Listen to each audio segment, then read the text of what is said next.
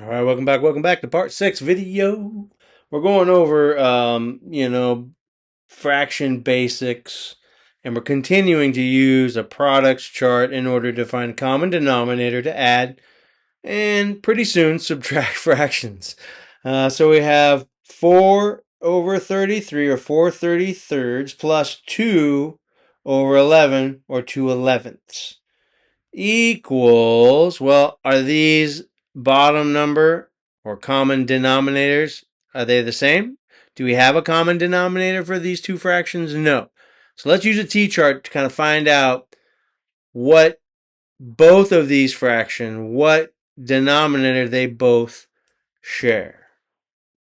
Okay, so let's use the t-chart to find a common denominator. So you see I placed 33 highlighted in yellow on top of the chart. I placed 11 highlighted in green and put it on top of the chart. Now each of these denominators or bottom numbers I'm going to multiply times 1, 2, 3, 4, 5, all the way down to 12, 20, 25, whatever I need to do to find that common denominator. Again, as you get better with multiplying, you may never ever need these charts, but until then, they're pretty helpful.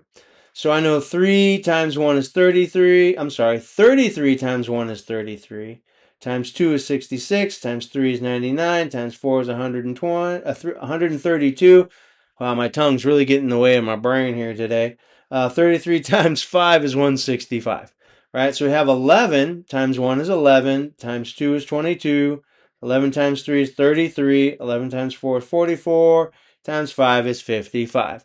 So what number do you see on this products chart that both 33 and 11 share?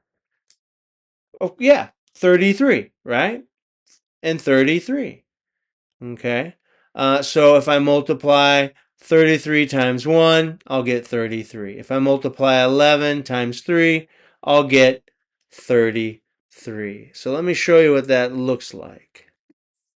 Okay, so as you can see here, I multiply 33 times 1. What I do to the bottom, I have to do to the top part of the fraction. So I'm going to multiply 4 times 1. I get 4 over 33. Plus, bring down my plus sign. I know 11 times 3 is 33, right? We found that common denominator on the products chart. So what I do to the bottom, I must do to the top. 2 times 3 is 6.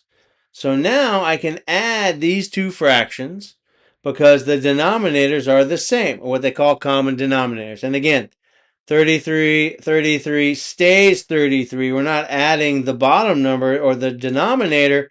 We're only adding the numerator or the top number. So 4 plus 6 is 10.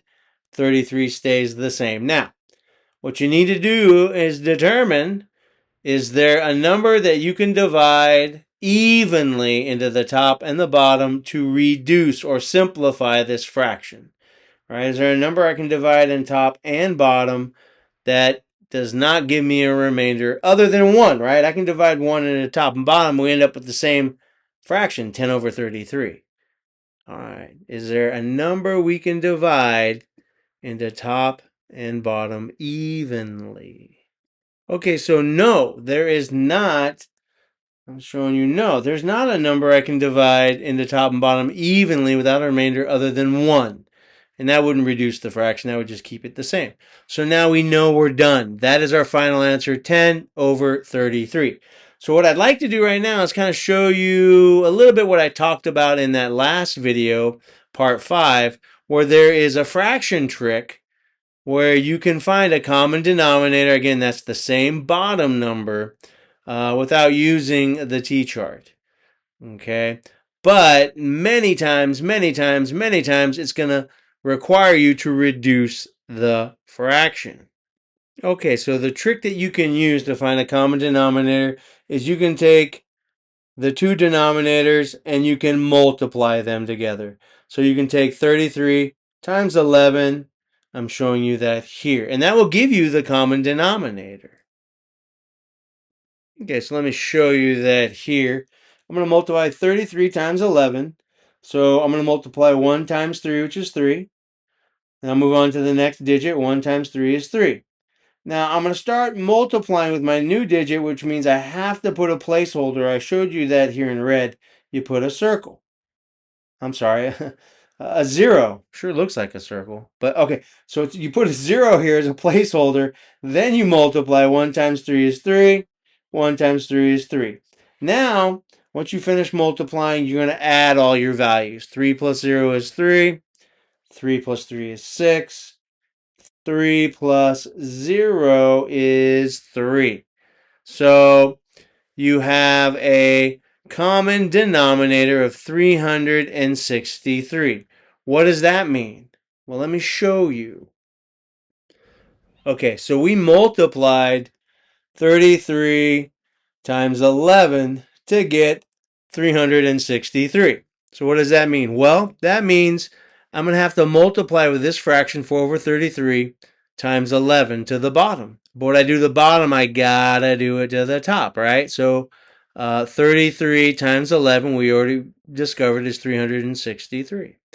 11 times 44. I'm sorry, 11 times 4 is 44 plus plus 33 times 11 we already know is 363. What I do to the bottom, got to do to the top of the fraction. So 33 times 2 is 66. Now we have a common denominator, 363, that stays the same throughout the addition and subtraction problem. Right? You see right here, 363. Now, because the denominators are the same, again, I can add the numerators. 66 plus 44 is 110. Am I finished with this problem? No. Just like I mentioned earlier, you're going to need to reduce this fraction a lot of times. Maybe not all of the times, but most of the time when you use this fraction trick, you have to reduce that final answer. Let me show you what that looks like. Okay, I'm not going to lie to you. This took me a little while to figure out. But remember, when we used the product T-chart above, we found our final answer was 10 over 33, or 10/33, and it was already reduced, right, into its smallest portion of a fraction. And when I was trying to figure out how to reduce this 110 over 363, I was struggling, and I had a difficult time staying focused, being able to do that. I used my calculator, and I figured it out. So sometimes it's better to use that product chart. But if you're really, really, really well in tuned, and even then, you're well in tune with your products or answers to multiplication problems, you can struggle with reducing large numbers like this. So I found that 110 divided by 11 was 10. And so what I do to the top, I got to do to the bottom. I tried 11 dividing 11 into 363, and I got 33. And so sometimes you're not allowed to use calculators on assessments. And so again, the T-chart, the product T-chart will show you what both values share, here 33 and 11, as the least common denominator. And many times your fraction will be reduced. Not always, but many times it will if you use that product chart. Hey, thank you for joining Math's Easy. Take it step by step. Stay tuned for part 7. I'm going to continue to show you how to use these T-charts in order to add and subtract fractions. If I've helped you, please help me to help others. Like, follow, share, subscribe. Math is easy. Take it step by step.